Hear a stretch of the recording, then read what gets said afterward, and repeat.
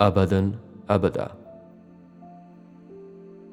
Grand Hyatt hotel का hall room इस वक्त स्क्रिप्स नेशनल स्पेलिंग बी के 92वें मुकाबले के 2 फाइनलिस्ट समेत दीगर शुरका, उनके वालिदैन, बहन भाइयों और इस मुकाबले को देखने के लिए मौजूद लोगों से खचाखच भरा हुआ होने के बावजूद उस वक्त पिन ड्रॉप साइलेंस का मंजर पेश कर रहा था। दोनों फाइनलिस्ट के दरमियान राउंड 14 खेला जा रहा था। 13 साला नैन्सी अपना लफ्ज स्पेल करने के लिए इस वक्त अपनी जगह पर आ चुकी थी। पिछले 92 सालों से इस हॉल रूम में दुनिया के बेस्ट स्पेलर्स की ताजपोशी हो रही थी। अमेरिका की मुख्तलिफ रियासतों के अलावा दुनिया के बहुत सारे ममालिक में स्पेलिंग बी के मुकामी मुकाबले जीतकर आने वाले 15 साल से कम उम्र के बच्चे इस आखिरी राउंड को जीतने के लिए सर धड़ की बाजी लगाए हुए थे। ऐसी ही एक बाजी के शुरका आज भी स्टेज पर थे। सासाफ्रास। नैन्सी ने रुकी हुई सांस के साथ प्रोनाउंसर का लफ्ज सुना। उसने प्रोनाउंसर को लफ्ज दोहराने के लिए कहा, फिर उसने खुद इस लफ्ज को दोहराया। वो चैंपियनशिप वर्ड्स में से एक था, लेकिन फौरी तौर पर उसे वो याद नहीं आ सका। बहरहाल उसकी साउंड से वो उसे बहुत मुश्किल नहीं लगा था, और अगर सुनने में इतना मुश्किल नहीं था तो इसका मतलब था वो टर्की लफ्ज हो सकता था। 9 साला दूसरा फाइनलिस्ट अपनी कुर्सी पर बैठा, गले में लटके अपने नंबर कार्ड के पीछे उंगली से इस लफ्ज को स्पेल करने में लगा हुआ था। वो इसका लफ्ज नहीं था, लेकिन वहां बैठा हर वो बच्चा भी गैर इरादी तौर पर उस वक्त यही करने में मसरूफ था जो मुकाबले से आउट हो चुका था। नैन्सी का रेगुलर टाइम खत्म हो चुका था। उसने लफ्ज को स्पेल करना शुरू किया। SASS। वो पहले 4 लेटर्स बताने के बाद एक लम्हे के लिए रुकी। जेरे लब उसने बाकी के 5 लेटर्स दोहराए, फिर दोबारा बोलना शुरू किया। AFR। वो एक बार फिर रुकी। दूसरे फाइनलिस्ट ने बैठे बैठे जेरे लब आखिरी 2 लेटर्स को दोहराया। US। माइक के सामने खड़ी नैन्सी ने भी बिल्कुल उसी वक्त यही 2 लेटर्स बोले, और फिर बेयकीनी से उस घंटी को बजते सुना जो स्पेलिंग के गलत होने पर बजती थी। हैरत सिर्फ उसके चेहरे पर नहीं थी, उस दूसरे फाइनलिस्ट के चेहरे पर भी थी। प्रोनाउंसर अब सासाफ्रास के दुरुस्त स्पेलिंग दोहरा रहा था। नैन्सी ने बेइख्तियार अपनी आंखें बंद की। आखिरी लेटर से पहले ए ही होना चाहिए था। मैंने यू क्या सोच कर लगा दिया, उसने खुद को कोसा। तकरीबन फक रंगत के साथ नैन्सी ग्राहम ने मुकाबले के शुरका के लिए रखी हुई कुर्सियों की तरफ चलना शुरू कर दिया। हॉल तालियों से गूंज रहा था। उसके करीब पहुंचने पर उसने नैन्सी से आगे बढ़कर हाथ मिलाया। नैन्सी ने एक मध्यम मुस्कुराहट के साथ उसे जवाबन विश किया और अपनी सीट संभाल ली। हॉल में मौजूद लोग दोबारा अपनी नशिस्तें संभाल चुके थे और दूसरा फाइनलिस्ट माइक के सामने अपनी जगह पर आ चुका था। नैन्सी ने किसी मौहूम सी उम्मीद के साथ उसे देखना शुरू किया। अगर वो भी अपने लफ्ज को मिस स्पेल करता तो वो एक बार फिर फाइनल राउंड में वापस आ जाती। That was a catch 22। उससे हाथ मिलाते हुए उसने कहा था। वो अंदाजा नहीं लगा सकी वो उसके लिए कह रहा था या वो उस लफ्ज को वाकई अपने लिए भी कैच 22 ही समझ रहा था। वो चाहती थी ऐसा होता, कोई भी होता, यही चाहता। सेंटर स्टेज पर अब वो 9 साला फाइनलिस्ट था। अपनी शरारती मुस्कुराहट और गहरी स्याह चमकती आंखों के साथ उसने स्टेज पर खड़े चीफ प्रोनाउंसर को देखते हुए सर हिलाया। जोनाथन जवाबन मुस्कुराया था, और होंठों पर ऐसी मुस्कुराहट रखने वाला वो वहां वाहिद नहीं था। वो 9 साला फाइनलिस्ट इस चैंपियनशिप को देखने वाले क्राउड का स्वीट हार्ट था। उसके चेहरे पर बला की मासूमियत थी, चमकती हुई तकरीबन गोल आंखें जो किसी कार्टून कैरेक्टर की तरह बेहद एनिमेटेड थीं, और उसके तकरीबन गुलाबी होंठ जिन पर वो वक्तन फवक्तन जुबान फेर रहा था और जिन पर आने वाला जरा सा गम बहुत से लोगों को बिला वजह मुस्कुराने पर मजबूर कर रहा था। वो मासूम फितना था। ये सिर्फ उसके वालदैन जानते थे, जो दूसरे बच्चों के वालदैन के साथ स्टेज की बाईं तरफ पहली सफ में अपनी बेटी के साथ बैठे हुए थे। वहां बैठे दूसरे फाइनलिस्ट के वालिदैन के बरक्स वो बेहद पुरसकून था। उनके चेहरे पर अब कोई टेंशन नहीं थी। जब उनका बेटा चैंपियनशिप वर्ल्ड के लिए आकर खड़ा हुआ था, टेंशन अगर किसी के चेहरे पर थी तो वो उनकी 7 साला बेटी के चेहरे पर थी, जो 2 दिन पर मुश्तमिल इस पूरे मुकाबले के दौरान दबाव में रही थी।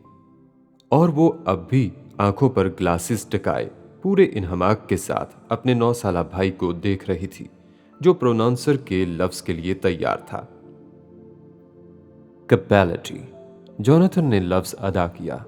उस फाइनलिस्ट के चेहरे पर बेख्तियार ऐसी मुस्कुराहट आई जैसे वो बमुश्किल अपनी हंसी को कंट्रोल कर रहा हो। उसकी आंखें पहले क्लॉकवाइज फिर एंटी क्लॉकवाइज घूमना शुरू हो गई थीं। हॉल में कुछ खिलखिलाहटें उभरी थीं। उसने इस चैंपियनशिप में अपना हर लफ्ज सुनने के बाद इसी तरह रिएक्ट किया था। भींची हुई मुस्कुराहट और घूमती हुई आंखें, कमाल की खुद एतमादी थी। कई देखने वालों ने उसे दाद दी। उसके हिस्से में आने वाले अल्फाज दूसरों की निस्बत ज्यादा मुश्किल थे। ये उसकी हार्ड लक थी, लेकिन बेहद रवानी से बगैर अटके बगैर घबराए उसी पुरएतमाद मुस्कुराहट के साथ वो हर पहाड़ सर करता रहा था, और अब वो आखिरी चोटी के सामने खड़ा था। Definition please. तारीफ। उसने अपना रेगुलर टाइम इस्तेमाल करना शुरू किया। लैंग्वेज ऑफ ओरिजिन, जबान का माखिज। उसने प्रोनाउंसर के जवाब के बाद अगला सवाल किया। इटालियन। उसने प्रोनाउंसर के जवाब को दोहराते हुए कुछ सोचने वाले अंदाज में होंठों को दाएं बाएं हरकत दी। उसकी बहन बेहद परेशानी और दबाव में उसे देख रही थी। उसके वालिदैन अब भी पुरसकून थे। उसके तासुरात बता रहे थे कि लफ्ज उसके लिए आसान था। वो ऐसे तासुरात के साथ पिछले तमाम अल्फाज को स्पेल करता रहा था। Use in sentence please. इसे जुमले में इस्तेमाल करें। वो अब प्रोनाउंसर से कह रहा था। प्रोनाउंसर का बताया हुआ जुमला सुनने के बाद उसने गले में लटके हुए नंबर कार्ड की पुश्त पर उंगली से इस लफ्ज को स्पेल किया। Your finish time starts. उसे इन आखिरी 30 सेकंड्स के शुरू होने पर इत्ला दी गई, जिसमें उसने अपने लफ्ज को स्पेल करना था। उसकी आंखें बिलाखिर घूमना बंद हो गईं। कैपेलिटी। उसने एक बार फिर अपने लफ्ज को दोहराया और फिर उसे स्पेल करना शुरू हो गया। CAPPEL। वो स्पेलिंग करते हुए एक लहजा रुका, फिर एक सांस लेते हुए उसने दोबारा स्पेल करना शुरू किया। ETTI। हाल तालियों से गूंज उठा और बहुत देर तक गूंजता रहा। स्पेलिंग बी का नया चैंपियन सिर्फ एक लफ्ज के फासले पर रह गया था। तालियों की गूंज थमने के बाद जोनाथन ने उसे आगाह किया था कि उसे अब एक इजाफी लफ्ज को स्पेल करना था। उसने सर हिलाया। इस लफ्ज को स्पेल ना कर सकने की सूरत में नैन्सी एक बार फिर मुकाबले में वापस आ जाती। वाइस नाइटो। उसके लिए लफ्ज प्रोनाउंस किया गया था। एक लम्हा के लिए उसके चेहरे से मुस्कुराहट गायब हुई थी, फिर उसका मुंह खुला और उसकी आंखें फैल गई थीं। Oh my God! उसके मुंह से बेख्तियार निकला। वो शॉक था, और पूरी चैंपियनशिप में यह पहला मौका था कि उसकी आंखें और वो खुद इस तरह जामिद हुआ था। नैन्सी बेख्तियार अपनी कुर्सी पर सीधी होकर बैठ गई थी, तो बिलाखिर कोई ऐसा लफ्ज आ गया था जो उसे दोबारा चैंपियनशिप में वापस ला सकता था। उसके वालिदैन को पहली बार उसके तासुरात ने कुछ परेशान किया था। क्या क्रंच था उनका बेटा। अब अपने नंबर कार्ड से अपना चेहरा हाजरीन से छुपा रहा था। हाजरीन उसकी उंगलियों और हाथों की कपकपाहट बड़ी आसानी से स्क्रीन पर देख सकते थे, और उनमें से बहुत सौ ने उस बच्चे के लिए वाकई बहुत हमदर्दी महसूस की थी। वहां बहुत कम ऐसे थे जो उसे जीतते हुए देखना नहीं चाहते थे। हॉल में बैठा हुआ सिर्फ एक फर्द रिलैक्स्ड था। रिलैक्स्ड या एक्साइटेड कहना मुश्किल था, और वो इस बच्चे की 7 साला बहन थी जो अब अपने माँ बाप के दरमियान बैठी हुई थी, और जिसने भाई के तासुरात पर पहली बार बड़े इत्मीनान के साथ कुर्सी की पुश्त के साथ मुस्कुराते हुए टेक लगाई थी। गोद में रखे हुए अपने दोनों हाथों को बहुत आहिस्ता आहिस्ता उसने बेताबी के अंदाज में बजाना शुरू कर दिया था। उसके माँ बाप ने बैक वक्त उसकी ताली बजाते हाथों और उसके मुस्कुराते चेहरे को उलझे हुए अंदाज में देखा। फिर स्टेज पर अपने लरजते कांपते कंफ्यूज्ड बेटे को, जो नंबर कार्ड के पीछे अपना चेहरा छुपाए उंगली से नंबर कार्ड के पीछे कुछ लिखने और बड़बड़ाने में मसरूफ था। हाल अब आहिस्ता आहिस्ता तालियां बजा रहा था। वो अब अपना कार्ड नीचे कर चुका था, यूं जैसे ज़हनी तैयारी कर चुका हो। 92वें स्पेलिंग बी के फाइनल मुकाबले में पहली बार पहुंचने वाला वो फाइनलिस्ट अपनी किस्मत आजमाने के लिए तैयार था। WEISSNICHTWO।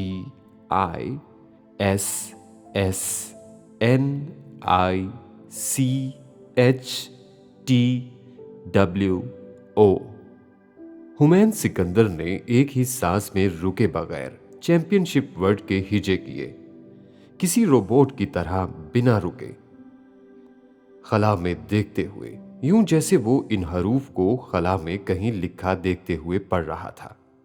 वो इस मुकाबले का पहला लफ्ज था जिसे उसने बिना रुके इसी तरह अदा किया था, वरना वो हर लफ्ज को सोच सोच कर हिजे करता था, यूं जैसे नाप तोल रहा हो। एन अननाउन प्लेस, एक नामालूम मकाम। उसने लफ्ज के हिजे करते ही इसी रफ्तार से उसका मतलब बताया। फिर उसकी नजरें प्रोनाउंसर पर टिकी।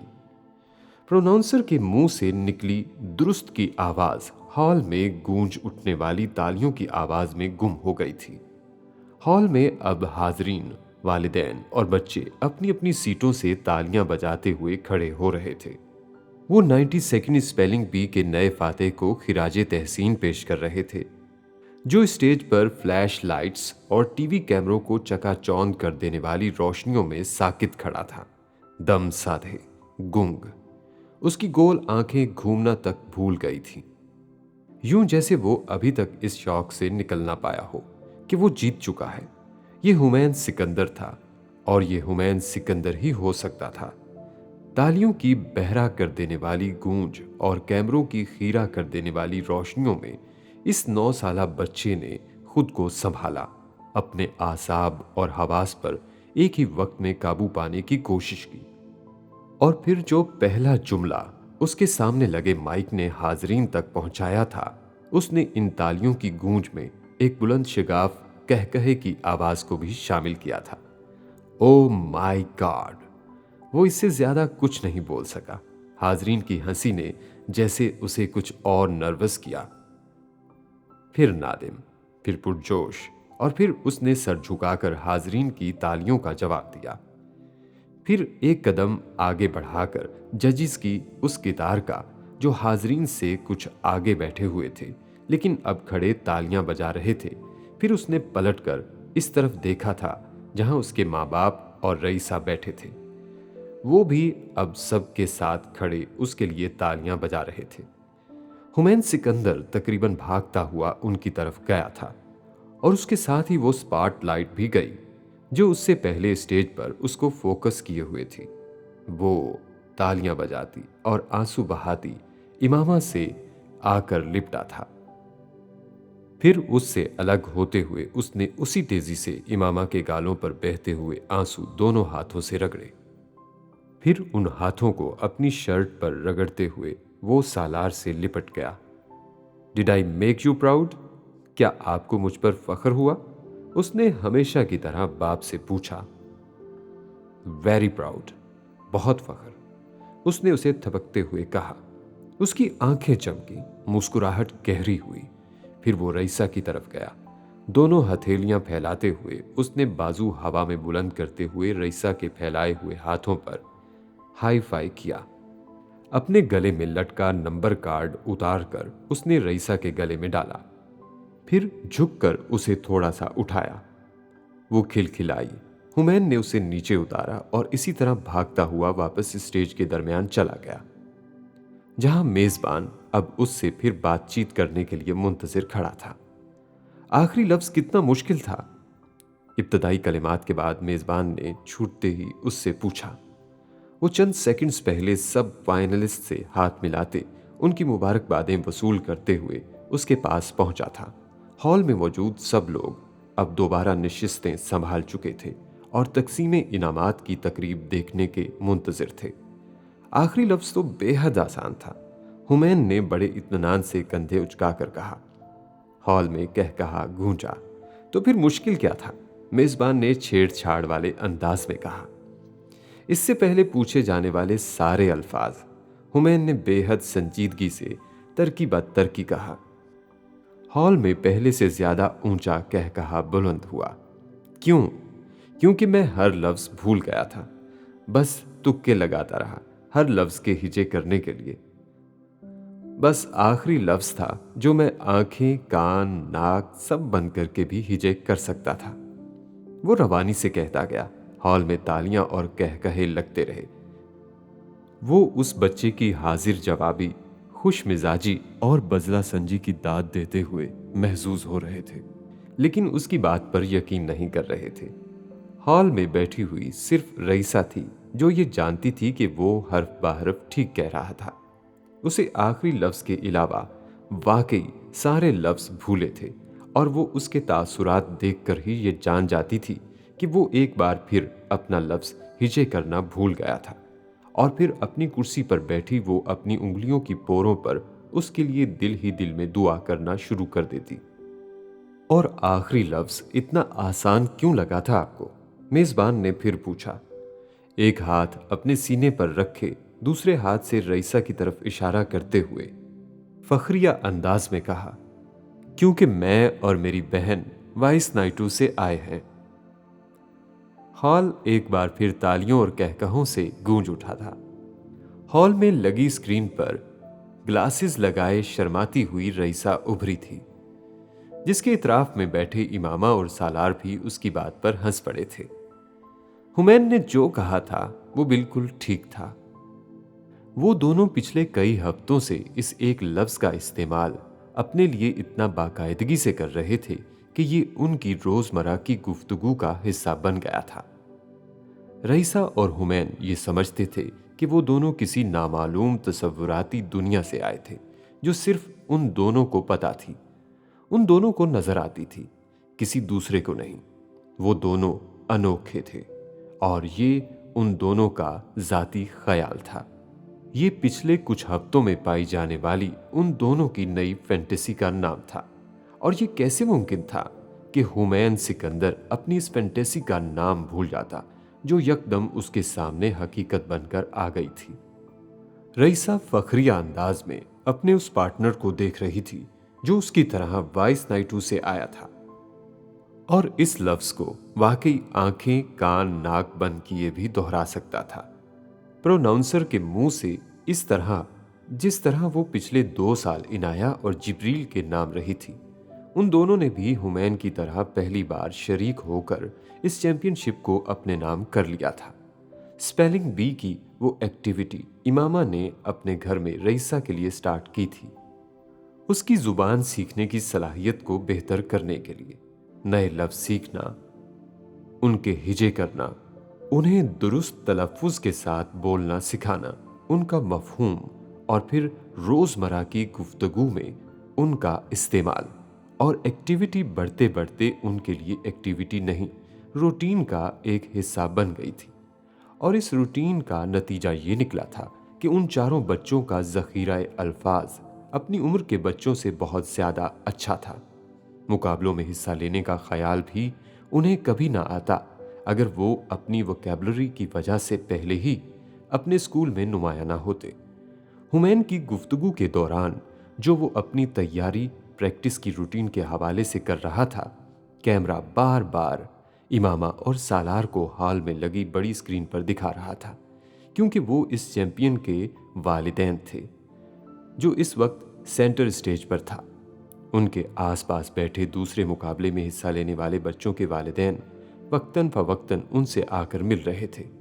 वो मुबारकबादें वसूल कर रहे थे, बेहद पुरसकून अंदाज में, धीमी मुस्कुराहटों के साथ, यूं जैसे ये सब कुछ मामूल की बात हो, आम बात हो। और वाकई ये सब उनके लिए आम सी बात थी। उनकी लायक औलाद ने उनके लिए ये सब आम सी बात ही कर दिया था। जिंदगी में अब तक उन सब की वजह से इन दोनों की जिंदगी में ऐसे बहुत से फख्र के लम्हात आए थे, ऐसे लम्हात जिनकी यादों को वो सारी उम्र अजीज रख सकते थे।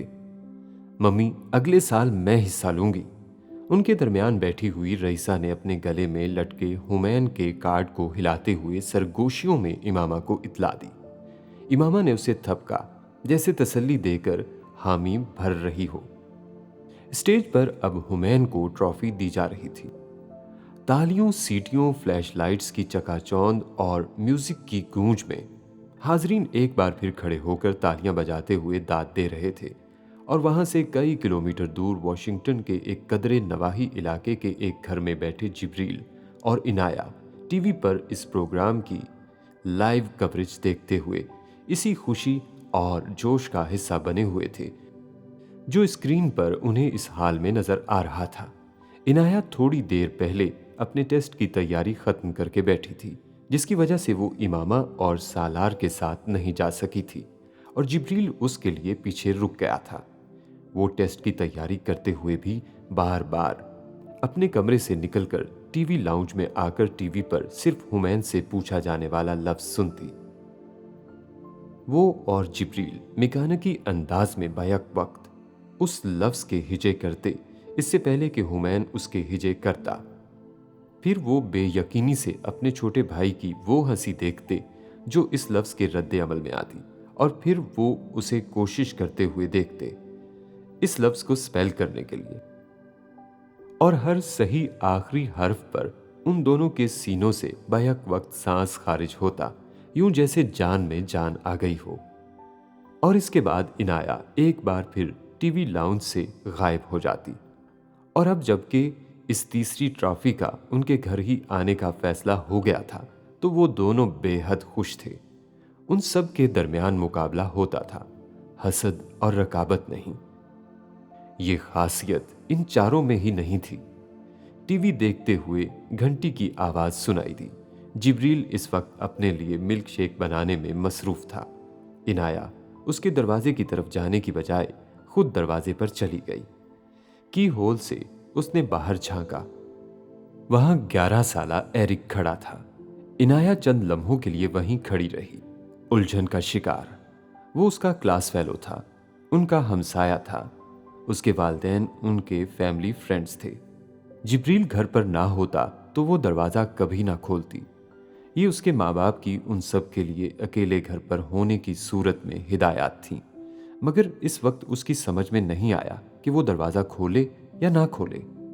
वो बाहर की होल पर नजरें जमाए यूं खड़ा था जैसे इस सुराख में से ये देख पा रहा हो कि उसे अंदर से देखा जा रहा था, और देखने वाला कौन था ये भी। बाहर कौन है? वो जिब्रील था जो अचानक ही वहां आ गया था। वो हड़बड़ा कर पलटी, फिर उसने कहा, एरिक। दोनों बहन भाई एक दूसरे को देखते रहे, बेमकसद, और किसी भी वक्त दोस्तों या जानने वालों को घर नहीं बुला सकते थे, लेकिन एरिक के लिए उन सब के दिल में हमदर्दी थी। अच्छा, आने दो, शायद इसे भी टेस्ट का कुछ पूछना हो। जिब्रील ने आगे बढ़कर दरवाजा खोल दिया।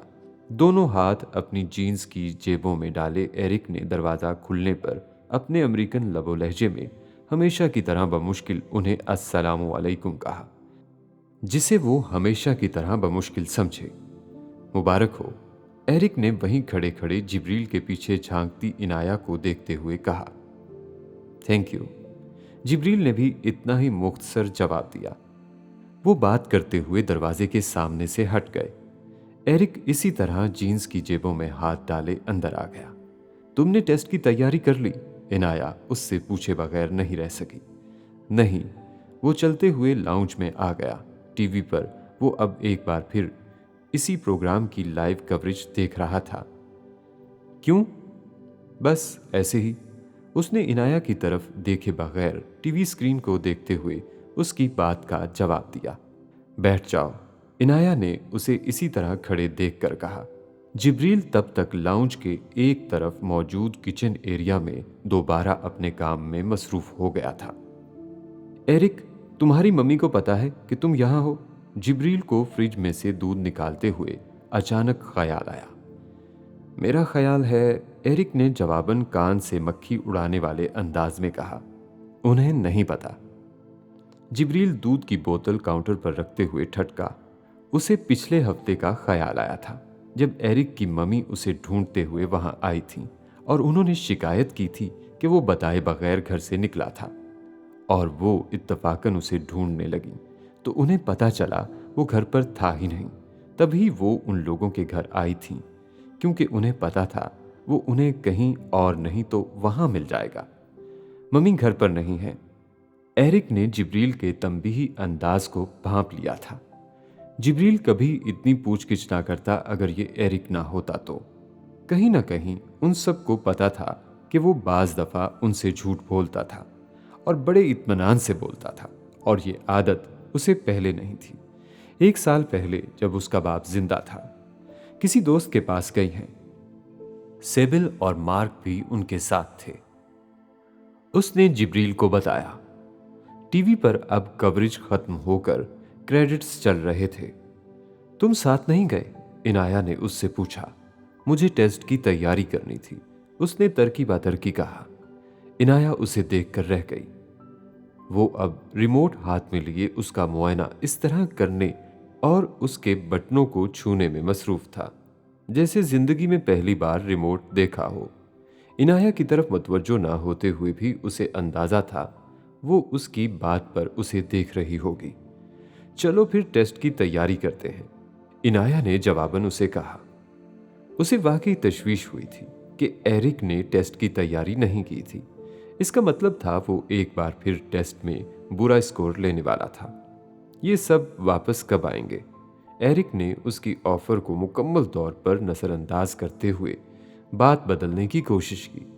टेस्ट की तैयारी उसकी ज़िंदगी का मसाला नहीं था, उसकी ज़िंदगी के मसाइल कुछ और थे। वापस आ रहे होंगे, इनाया ने उसे बताया और उसे देखने लगी। उसे पता था अब वो बेमकसद बेमानी सवाल करता रहेगा ताकि वहां बैठा रहे तब तक जब तक वो वहां से भी बेजार नहीं हो जाता। उसे एरिक पर तरस आया था। पिछले 1 साल से हमेशा ही आता था। वो पहले ऐसा नहीं था। उसकी क्लास के सबसे बेहतरीन स्टूडेंट्स में से एक था। 1 साल में औसत से भी कम हो गया था। तुम अपनी मम्मी के साथ नहीं गए? इनाया ने उससे कहा। उसने एक लम्हा कबल जिब्रील की मिल्क शेक की ऑफर रद्द की थी। हाँ, मैं जा सकता था, लेकिन मैं नहीं गया। मैं कोई गेम खेल सकता हूं, उसने एक ही जुमले में जवाब और सवाल किया। इनाया हिचकिचाई। नहीं, इनाया की बजाय जिब्रील ने जवाब देते हुए उसके हाथ से रिमोट ले लिया था। इस वक्त हमारे घर में कोई गेम्स नहीं खेलता, काफी देर हो चुकी है। जिब्रील ने उसके करीब सोफे पर बैठते हुए उसे अपने घर के कवानीन नरमी से बताए। वो रोज गेम्स नहीं खेल सकते थे, वो रात को भी गेम्स नहीं खेल सकते थे। आम तौर पर वो इस वक्त तक डिनर कर चुके होते, लेकिन आज हुमैन के इस मुकाबले में शिरकत की वजह से डिनर लेट हो गया था। लेकिन मैं तो एक आउटसाइडर हूं और मेहमान भी, एरिक ने चंद लम्हे सोचने के बाद जिब्रील से कहा, जो अब टीवी पर CNN लगाकर बैठा था। नहीं, तुम बाहर के नहीं हो, जिब्रील ने जवाबन उसे कहा। एरिक बोल नहीं सका। वो जैसे उनसे यही सुनना चाहता था। मैं डिनर टेबल सेट कर दूं, सब आने वाले होंगे। इनाया उठ खड़ी हुई। वो अब लाउंज में ही एक हिस्से में लगी हुई डाइनिंग टेबल पर मैट्स और प्लेटें रखने लगी। एरिक कुछ देर वक्फे वक्फे से उसे और जिब्रील को देखता रहा। फिर जैसे उसे वहां अपनी मौजूदगी बेमकसद नजर आई थी। जिब्रील न्यूज बुलेटिन में महव था, इनाया टेबल सेट करने में। एरिक फिर भी वहां से जाने पर तैयार नहीं था। इस घर में जिंदगी थी, सुकून, जो अब उसके घर में नहीं था। कुछ देर बेमकसद CNN देखते हुए वो उठकर इनाया के पास आ गया और कुछ कहे बगैर खुद ही टेबल सेट करने में उसकी मदद करने लगा। 8 कुर्सियों वाली टेबल पर इनाया ने 7 मैट्स लगाए थे और एरिक ने ये नोटिस किया था। उसने जैसे कहे बगैर ये जान लिया था कि वो वहां से खाना खाकर जाएगा। वो अक्सर उनके घर खाना खा लेता था, पाकिस्तानी खाना भी, सिर्फ ताज़ा खाने की ख्वाहिश में। कुछ लोगों के साथ बैठकर खाने की ज़रूरत के तहत उसके अपने घर में कैरोलीन खाना वीकेंड पर बनाकर फ्रीज किया करती थी। फिर पूरा वीक वही खाना बार बार गर्म होकर खाया जाता। ऐसा हमेशा से नहीं था। 1 साल से हो गया था जब से उसका बाप एक हादसे में हलाक हुआ था। कैरोलीन वकील थी, एक नामवर और बेहद मसरूफ वकील। 3 बच्चों की बाप के बगैर अकेले देखभाल करना और इसके साथ साथ करियर को भी संभालना उसे बहुत मुश्किल लगने लगा था। वो ना जॉब बदल सकती थी, ना ही अपने करियर के इस स्टेज पर अपना प्रोफेशन। घर में रहने वाली मां बनना उसकी ख्वाहिशात में से था भी नहीं। शौहर की हादसाती मौत एक सदमा थी। वो और जेम्स 15 साल से इकट्ठे थे और एक मिसाली जोड़ा थे। 15 साल की रिफाकत के बाद अचानक एक दिन फिर अकेले हो जाना तकलीफ दे था। लेकिन मुस्तकबिल का अदम तहफ़्फ़ुज़ एक और मसला था। वो मशर की औरत नहीं थी कि सिर्फ बच्चों को अपना साथी और जिंदगी का मकसद समझते हुए सिर्फ उन्हें काफ़ी समझती और उन्हीं के सहारे अपनी जिंदगी गुजार लेती। उसे अपनी जिंदगी में किसी साथी की तलाश और ज़रूरत भी थी, जो जेम्स का कार क्रैश के 6 माह बाद एक कोलीग की शक्ल में मिल गया था। जिंदगी बिल्कुल नॉर्मल नहीं हुई, लेकिन कुछ बेहतर होने लगी थी, कम अज कम कैरोलीन के लिए। उसके दोनों जुड़वा बच्चे 6 साल के थे और एरिक 10 साल का था जब कार के हादसे में जेम्स की मौत वाक़ई हुई थी। सेबिल और मार्क संभल गए थे। वो अभी छोटे थे और जेम्स के साथ उनकी वाबस्तगी वैसी नहीं थी जैसी एरिक की थी। वो बाप के साथ हद से ज़्यादा अटैच्ड था। वो लोग जिस सबर्ब में रह रहे थे, वहाँ 15-20 घरों में रहने वाले सारे ही लोग प्रोफेशनल्स और आला काबिलियत के हामिल थे। कुछ दूसरी कौमियत से ताल्लुक़ रखते थे, जैसे सालार और इमामा का ख़ानदान जो एरिक के बिल्कुल साथ वाले घर में थे। उनका लॉन मुश्तरका था। एरिक की पैदाइश से भी पहले से जेम्स ने वो घर किस्तों पर लिया था, लेकिन सालार और उसका ख़ानदान तकरीबन 2.5 साल पहले वहाँ आकर रहना शुरू हुआ था। सालार और जेम्स किसी फाइनेंशियल फर्म में कुछ अरसा काम कर चुके थे और एक दूसरे को बहुत अरसे से जानते थे। दोनों ख़ानदानों में मेल मिलाप बढ़ने की वजह सालार के बच्चों का इसी स्कूल में एडमिशन था जहाँ एरिक था। इनाया एरिक की क्लास में थी। ये उन दोनों के दरमियान होने वाली दोस्ती का आगाज था। अगर उसे दोस्ती कहा जा सकता तो इनाया बहुत अलग थलग रहने वाली बच्ची थी, लेकिन इसके साथ साथ बहुत सोच संभल कर बात करने वाली। एरिक भी बेहद बातूनी नहीं था, लेकिन लाअबाली था, शरारती, खुशमिजाज, दोस्ताना आदत रखने वाला एक अमेरिकन बच्चा। वो इनाया की तरफ उसकी गैर मामूली जहानत की वजह से मतवज्जो हुआ था। उसने दिनों में इस क्लास में आकर धाक बिठाई थी। वो उनकी क्लास की पहली स्याह बालों और स्याह आंखों वाली दूधिया रंगत की लड़की थी और अपनी लंबी खमदार पलकों की वजह से पहचानी जा सकती थी। एरिक को वो क्यूट लगती थी। इसलिए भी क्योंकि वो क्लास की दूसरी लड़कियों की तरह हर वक्त पटर पटर बोलती नजर नहीं आती थी, ना ही हर एक से बहस करती नजर आती थी। उसको अपना दोस्त बनाने की कोशिश एरिक की तरफ से हुई थी और 1 साल तक जारी रही थी। वो इनाया के घर भी आता जाता था, लेकिन ये सब कुछ रस्मी था। उसकी फैमिली के लोग दूसरे हमसायों के बच्चों की तरह उससे भी अच्छे तरीके से मिलते थे, लेकिन यहाँ वो बेतकल्लुफी उसे कभी महसूस नहीं हुई कि वो इनाया को अपनी गर्लफ्रेंड कह सकता। वो लोग मुस्लिम हैं और मुस्लिम ऐसे ही रिजर्व्ड होते हैं। उसने एक बार अपने बाप से इनाया और उसके वालिदैन के हवाले से लंबे चौड़े सवालात किए थे और उसके बाप ने बड़े अच्छे तरीके से उसे समझाया था। 1.5 साल गुजरने के बाद सब कुछ ड्रामाई अंदाज में बदला था। उसके बाप की मौत के बाद इनाया ने पहली बार खुद उससे बातचीत करने की कोशिश की थी। जब वो तकरीबन 2 हफ्ते के बाद पहली बार स्कूल गया था और स्कूल जाने के बावजूद वो हर क्लास में कुछ भी काम किए बगैर खाली जहन के साथ बैठा रहा था। उसके तमाम फ्रेंड्स और क्लास फेलोज ने बारी बारी आकर उसको तसल्ली देने की कोशिश की थी और फिर अपने रोज़मर्रा के मामलात में मसरूफ़ हो गए थे। लेकिन एरिक अगले कई दिन स्कूल जाते हुए भी दूसरे बच्चों की तरह मामूल की सरगर्मियों में खुद को मसरूफ़ नहीं रख सका था।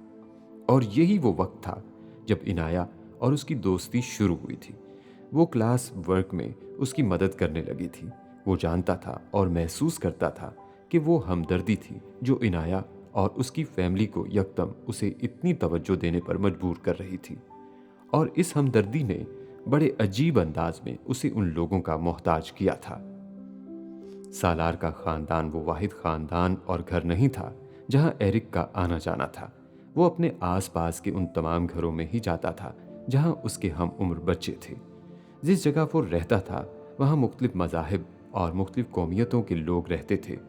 एक आध इंडियन, चंद चाइनीज़, इक्का दुक्का अरब, यहूदी और फिर सालार और इमामा का घर। और इन सब घरों में वो अगर किसी घर की तरफ खींचता था तो वो यही आखिरी घर था। उनका घर वैसा ही घर था जैसा कभी उसके बाप की जिंदगी में उसका अपना घर था।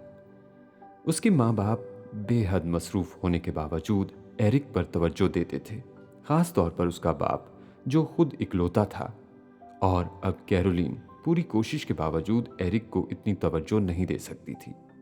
वो सिबिल और मार्क को ज्यादा तवज्जो का मुस्तहिक समझती थी क्योंकि वो बहुत छोटे थे, और अगर वो ऐसा समझती थी तो ये गलत भी नहीं था। और एरिक जैसे अपने महवर से भटके हुए एक सैयारे की तरह इस खानदान के सैयारे में आया था, उनसे मुतासिर, उनका हिस्सा बन जाने की कोशिश में। हुमैन और रईसा के साथ इमामा और सालार की आमद पर उनका बेहद पुरजोश तरीके से इस्तकबाल किया गया था, और इस्तकबाल करने वालों में एरिक भी था।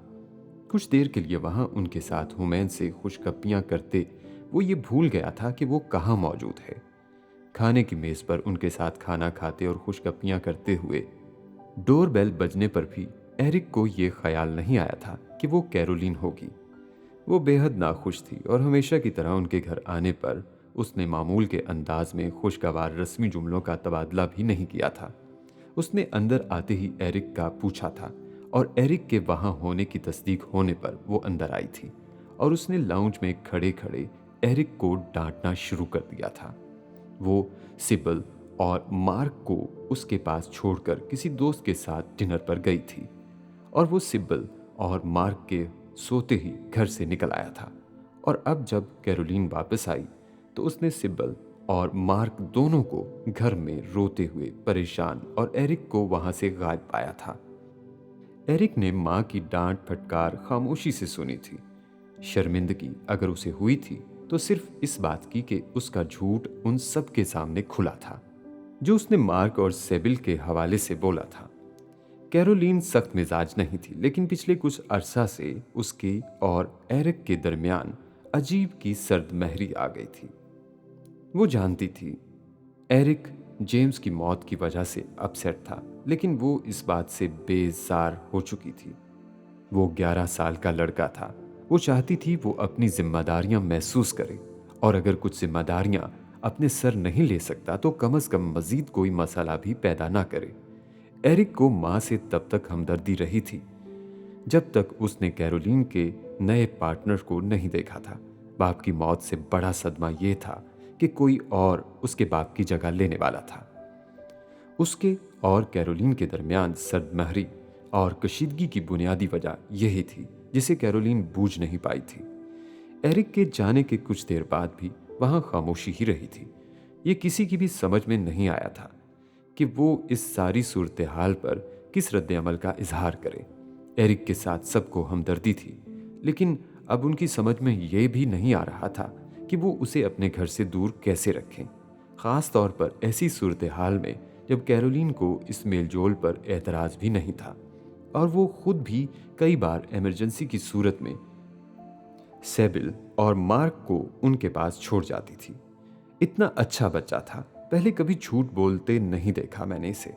पता नहीं अब क्या हो गया है इसे। टेबल से बर्तन उठाते हुए इमामा ने जैसे तबसरा किया था, जेम्स की मौत ने ऐसा कर दिया है उसे। सालार ने मेज से उठते हुए उसके तबसरे के जवाब में कहा। बर्तन सिंक में रखते हुए इमामा अजीब अंदाज में ठंडी पड़ी थी। 2 दिन बाद सालार का तिब्बी मुआयना होना था। पहले हर 3 माह के बाद उसका तिब्बी मुआयना होता था। अब इस बार 6 माह के बाद ये देखा जाता था कि उसके दिमाग में मौजूद ट्यूमर किस हालत में था। बढ़ने लगा था, घटने लगा था। उसके दिमाग में कोई और ट्यूमर तो नहीं बन गया था। ट्यूमर्स ने कुछ और सेल्स को तो मुतासिर करना शुरू नहीं कर दिया था। CTS, MRI, CBC, LP, BPT, TMT, पता नहीं कितने टेस्ट थे जिनकी रिपोर्ट्स वो दम साधे देखती रहती थी। हर क्लियर रिपोर्ट उसका सांस बहाल कर देती, कोई मामूली सी भी खराब रिपोर्ट उसे बेहाल कर देती। जिंदगी जैसे फिर 3 माह के बाद दायरे में सिमट कर आ गई थी। 3 माह के बाद मेडिकल चेकअप होता और फिर 2-3 माह के लिए जीने लगती। और जब जब मेडिकल चेकअप की तारीखें करीब आने लगती, इमामा की बदहवासी में भी इजाफा होने लगता। और ये सब कुछ 3 साल से हो रहा था और 3 साल से ठीक था। उसका ऑपरेशन कामयाब रहा था। होश में आने के बाद उसकी जहनी सलाहियतों पर भी कोई असर नहीं हुआ था। छोटे मोटे असरात आए थे, लेकिन वो ऐसे नहीं थे कि उन्हें तशवीश लाहक होती। लेकिन इसके बावजूद इमामा हाशिम को लगता था जिंदगी बदल गई है। और अब सालार की जुबान से जेम्स की मौत का जिक्र सुनकर और इस मौत ने उसके बेटे को कैसे मुतासिर किया था, वो एक बार फिर इसी तरह मुंजमद हो गई थी। चंद घंटे पहले होने वाली तकरीब यकदम जैसे उसके दिमाग से महव हो गई थी। वो चेकअप जो 2 दिन बाद होने वाला था, अगर वो ठीक रहता तो फिर इसका चेकअप 3 की बजाय 6 माह के बाद होता। सालार की नहीं, जैसे उसकी अपनी जिंदगी की मयाद 3 से 6 माह बढ़ने वाली थी। किचन में सिंक के सामने खड़े उसने लाउंज में बैठे सालार को देखा। उसके गिर्द बैठे उससे खुशगप्पियों में मसरूफ अपने बच्चों को देखा। वो खुशकिस्मत थी कि वो अब भी उनकी जिंदगियों में था, जीता जागता, हंसता मुस्कुराता, खुशबाश, सेहतमंद। कम अज कम कोई अब उसे देखकर ये अंदाजा लगा सकता था कि उसे कोई बीमारी थी, और ऐसी बीमारी थी वो सिर्फ अपनी सर्जरी के बाद सेहतयाबी और इलाज के दौरानिये में बीमार लगता था। सर्जरी के लिए सर के बाल साफ करा देने की वजह से भी और इसके बाद होने वाले इलाज की वजह से भी। तब उसके चेहरे पर यकदम झुर्रियां सी आ गई थीं। बहुत कम वक्त में उसका वजन बहुत ज्यादा कम हुआ था। वो शायद इसका नतीजा थी। 6-7 माह वो एक के बाद एक छोटे बड़े इन्फेक्शंस का शिकार होता रहा था। वो सर्जरी के बाद वापस पाकिस्तान आना चाहती थी, लेकिन आ नहीं सकी।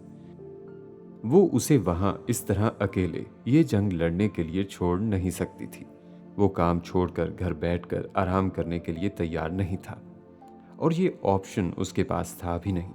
सर्जरी के 1 हफ्ते बाद वो दोबारा SIF के प्रोजेक्ट्स लिए बैठा था, और वो सिर्फ बैठकर उसे देखती रही थी। तिमारदारी, अयादत, देखभाल, इन लफ्ज़ों को सालार सिकंदर ने बेमानी करके रख दिया था। वो हत्तौल मकदूर अपनी जिम्मेदारी खुद उठा रहा था, जैसे सारी उम्र उठाने की कोशिश करता रहा था। वो फिर भी उसे तन्हा छोड़ देने पर तैयार नहीं थी। 6-7 माह के बाद वो बिलाखिर सेहतमंद होना शुरू हो गया था। उसके नए बाल उगाए थे, उसका वजन बढ़ गया था, उसके चेहरे से वो झुर्रियां गायब हो गई थीं जो रातों रात आई थीं। आंखों के गिर्द हल्के और चेहरे की पिलाहट भी चली गई थी। वो अब वैसा ही सालार नजर आता था जैसा उस बीमारी की तशखीस से पहले था। डॉक्टर्स कहते थे उसकी सेहत की बहाली नाकाबिले यकीन और काबिले रश्क है। इमामा हाशिम फिर भी मुतमईन होने से कासिर थी। सालार के साथ गुजारे हुए शादी के शुरू के 10 सालों में उसने दुनिया की हर नेमत चख ली थी, हर आसाइश देख ली थी।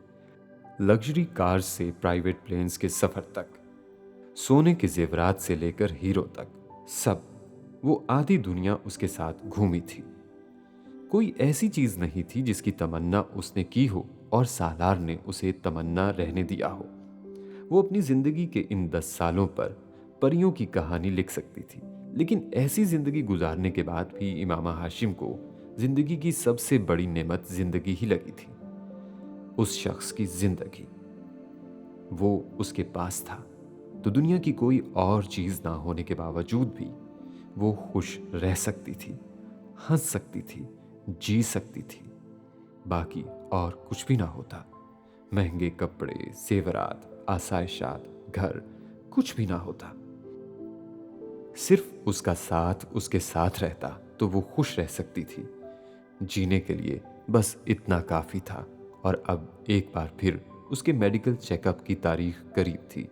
एक बार फिर उसकी नींदें गायब होना शुरू हो गई थी। लाउंज में हुमैन की किसी बात पर हंसते हुए सालार का चेहरा देखते हुए उसे उसकी सर्जरी के बाद पहली बार उसे देखना याद आया था। 8 घंटे की सर्जरी के बाद पहली बार उसे देखना, फिर अगली सुबह अस्पताल जाकर उसे दोबारा देखना। वो याद नहीं करना चाहती थी, लेकिन वो भूल नहीं पाती थी। वो तब भी उसके चेहरे पर नजरें जमाए उसे देखते हुए उसके हाथ पर अपना हाथ रखे बैठी थी। जब वो होश में आया था, उसके मतवर्रम पपोटे हिलने लगे थे। वो आंखें खोलने की जद्दोजहद कर रहा था। सालार, सालार, वो बेइख्तियार उसे पुकारने लगी थी। एक बार, 2 बार, कई बार उसने बिलाखिर आंखें खोल दी थीं। सूजी हुई सुर्ख आंखें। वो गनूदगी में था और इस कैफियत से लड़ रहा था। उसने सालार का चेहरा छुआ, एक बार फिर उसका नाम पुकारते हुए।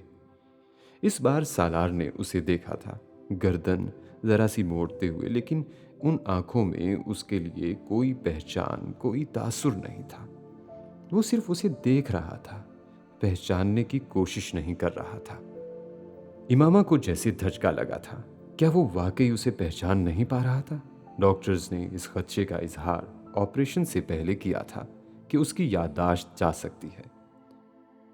ऑपरेशन के मुजम्मिरात में से ये एक था। इसके बावजूद वो शदीद सदमे का शिकार हुई थी। गुंग, दम बखुद, वो सर्द हाथ पैरों के साथ उन आंखों को देखती रही थी जो उसे एक अजनबी की तरह देख रही थी। फिर जैसे उन आंखों में चमक आनी शुरू हुई, जैसे उसका अक्स उभरना शुरू हुआ। उसकी पलकें अब साकित नहीं थीं, वो झपकने लगी थीं, मानूसियत का एहसास देते हुए। बेड पर उसके हाथ के नीचे मौजूद सालार के हाथ में हरकत हुई थी। वो उसका नाम अब भी नहीं ले पा रहा था, लेकिन उसके हाथ का लम्स शनाख्त कर रहा था, रद्द अमल जाहिर कर रहा था। 3 साल गुजरने के बाद भी इमामा इस सर्जरी से पहले और इस सर्जरी के बाद एक एक लम्हा गिनवा सकती थी। वो सब कुछ जैसे उसके जहन पर अनमिट नकूश की तरह नक्श था। सालार की जुबान से जो पहला लफ्ज निकला था वो उसका नाम नहीं था, वो अल्हम्दुलिल्लाह था। और इमामा को पहली बार अल्हम्दुलिल्लाह का मतलब समझ में आया था। उसने इमामा का नाम अगले जुमले में लिया था और इमामा को लगा उसने जिंदगी में पहली बार अपना नाम सुना हो। जिंदगी में पहली बार उसे अपना नाम खूबसूरत लगा था। उसने पहली चीज पानी मांगी थी और इमामा को लगा दुनिया में सबसे कीमती चीज पानी ही है, और उसने कलमा पढ़ा था। कोई मरते हुए तो कलमा पढ़ता है, फिर जिंदा हो जाने पर उसने कलमा पढ़ते हुए किसी को पहली बार देखा था। और इस सब के दौरान सालार ने इमामा का हाथ नहीं छोड़ा था। वो लम्स नहीं था, जन्नत थी जो हाथ में थी। तुम्हें नहीं आना यहाँ, सालार ने यकदम उसे मुखातिब किया। वो अभी भी किचन के सिंक से टेक लगाए वहीं खड़ी थी। दूर थी इसलिए खुद पर काबू भी पा गई थी, आंसू भी छुपा गई थी। हाँ, मैं आती हूँ। उसने पलटकर सिंक में बाकी बर्तन भी रखे। मैं सब बातें तो यहाँ से भी सुन रही हूँ, उसने कहा था। मम्मी, अगले साल रईसा जाएगी, स्पेलिंग बी में। हुमैन ने वहाँ बैठे वो ऐलान किया था जो रईसा इससे पहले ही उस तक पहुँचा चुकी थी। इमामा ने टूंटी बंद करते हुए पलटकर देखा। वो खुद को संभाल चुकी थी, लेकिन हुमैन की बात उसकी समझ में नहीं आई थी। रईसा क्या करेगी? उसने सिर्फ रईसा का नाम सुना था। मम्मी, मैं भी ये ट्रॉफी जीत कर लाऊंगी। रईसा ने इस बार खुद इमामा को मंसूबे की बजाय मकसद बताया।